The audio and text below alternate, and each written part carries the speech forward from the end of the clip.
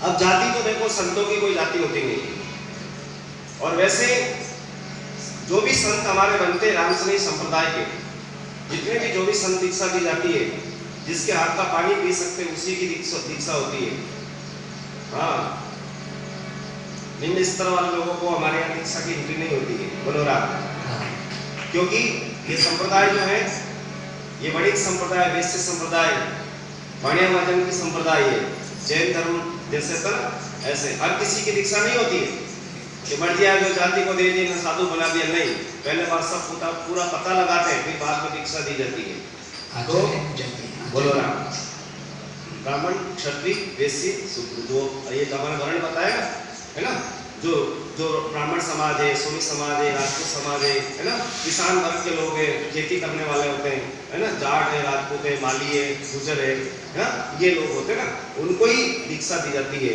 हाँ, क्योंकि हर किसी को यहाँ एंट्री नहीं होती संप्रदाय में, क्योंकि ये जो संप्रदाय है स्वामी रामचंद्र जी महाराज अपने समाज में जिन्होंने जन्म लिया वो वैश्य समाज में थे, महेश्वरी वैष्णव जाति गोत्र में थे वो, इसलिए ये संप्रदाय के अंदर जिनको दीक्षा दी जाती है तो कहते हैं स्वामी जगुलाब राम जी महाराज जो बाल्यकाल से ही अपने गुरुदेव की शरण में आ गए।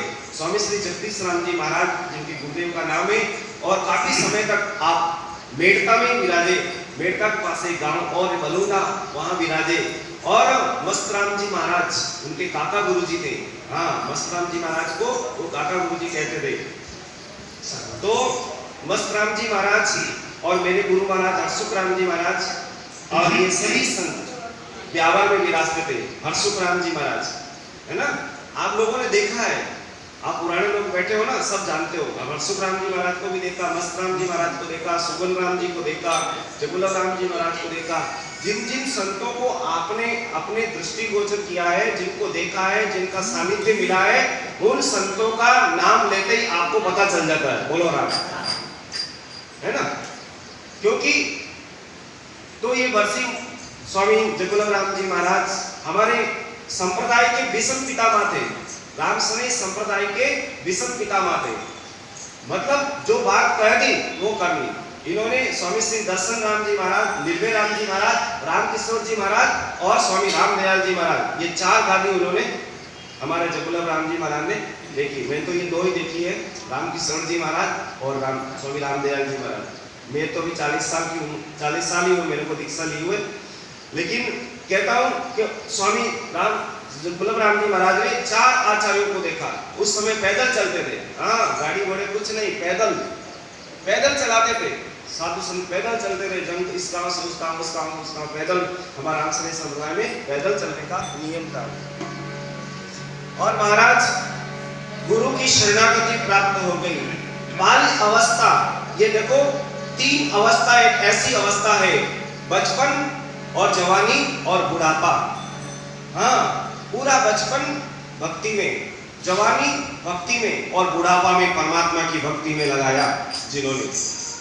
बाल्यकाल से ही जब गुरुदेव की शरण में आ गए और गुरुदेव से दीक्षित हुए, शिक्षित हुए, शिक्षा का अध्ययन किया, और हमारे जगुलाब राम जी महाराज बहुत ज्ञान, उनमें इतना ज्ञान था, वो कई जगह चातुर्मास करते थे और कई महात्माओं की ठोकर उन्होंने खाई, है ना। कई संत महात्माओं के, गुरुजनों के, पुराने संत, हाँ, बड़ी मोटी माला रखते थे। ये माला देखो यहाँ, बड़े मणके वाले, ऐसी मोटी मालाएं, मोटे तुम्बे, इतने बड़े तुम्बे, उसमें 5-5 किलो पानी भर जाता, ऐसे संत महात्मा लोग। तो स्वामी श्री जगुलाब राम जी महाराज, हमारा जीवन उनके सानिध्य में बीता। बहुत सालों तक पुष्कर में रहे, और उसके बाद में ब्यावर रामद्वार में हमारे मस्तराम जी महाराज रामद्वार का ट्रस्ट बनाया, और मस्तराम जी महाराज ब्यावर में रास्ते थे। मेरे गुरु जी सुगन राम जी सभी ब्यावर रहते थे। फिर मस्तराम जी महाराज के देवलोक हो जाने के बाद में ब्यावर का पूरा रामद्वार का संचालन हमारे स्वामी श्री ब्रह्मलीन, स्वामी श्री जगुलाब राम जी महाराज करते थे। उनका सानिध्यता हमें प्राप्त होती रही। बहुत वर्षों तक रामद्वार में कई निर्माण कार्य और कई अच्छे कार्य, यहाँ भी सागवाड़ा में भी जब भी पधारते हर कोई न कोई नई योजना है। ऐसे हमारे स्वामी श्री जगन्नाथ महाराज जिनका सानिध्य, जिनकी निकटता